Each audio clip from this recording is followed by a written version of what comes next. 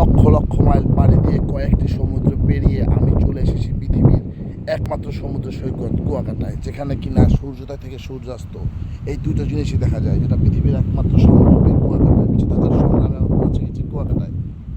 আর আপনারা শুনেছেন সাগরের নাকি কোনো কুল থাকে না, কে বলেছে কুল থাকে না? কুয়াকাটা আসলে আপনি একমাত্র লেবুর বনে যখন আসবেন, আর তখনই আপনি দেখতে পারবেন যে এই দেখেন, এই একটা কুল, ওই পাশে আর এক কুল, তার মানে দুই কুল।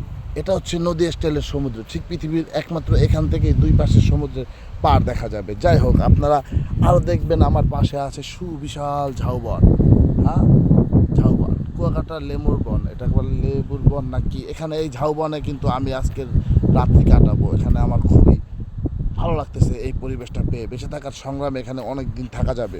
খুব ঘন বন, দেখেন আপনারা কত সুন্দর পরিবেশ। হ্যাঁ, এরকম পরিবেশ once in a lifetime আপনারা উপভোগ করতে চান, উপভোগ করতে পারবেন না, একমাত্র আসতে হবে কুয়াকাটায়, যেখানে কিনা সূর্যোদয় থেকে সূর্যাস্ত সব দেখা যায়।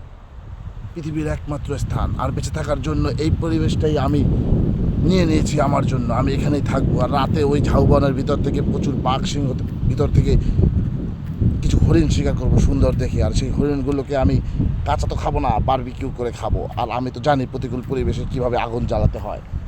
দেখুন, কুয়াকাটা, লেবুর বন।